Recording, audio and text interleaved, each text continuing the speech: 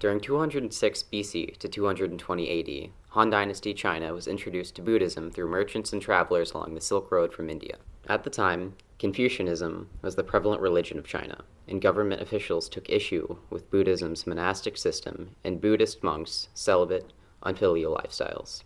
A period of instability that followed the fall of the Han Dynasty caused Buddhism to boost in popularity, providing believers with a sense of security during uncertain times. The brief 30-year-long Sui dynasty, which came to power after the previous period of instability, promoted Buddhism, as did the Tang dynasty.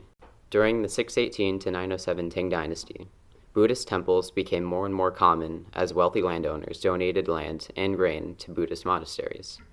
Empress Wu, the only female ruler in history of China, strongly promoted the Buddhist religion.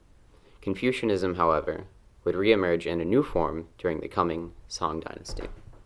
Confucianism has been practiced throughout China since the 5th and 6th centuries BC, originating from the teachings of the politician and philosopher Confucius. Confucianism lost its popularity after the Han Dynasty collapsed, when it was overtaken by Buddhism due to the religion's aspect of salvation.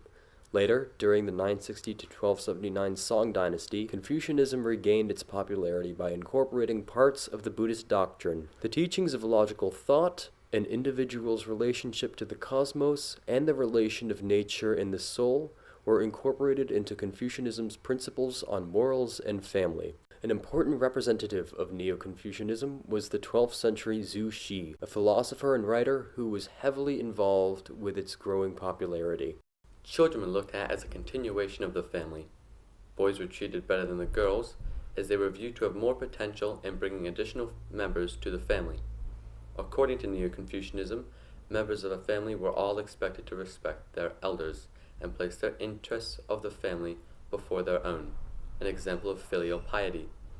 A heavy emphasis was placed on the continuation of a family's name, and boys and girls were strongly encouraged to marry at a young age. Females were often not involved in politics and were generally expected to care for children. Women within a family gained respect after giving birth to male children, as they were responsible for giving birth to the next generation of the family. It was not uncommon to find old mothers and grandmothers, which held a high status within their families. While Song China was still a largely patriarchal society, women were given slightly more freedom and respect through Neo-Confucianism.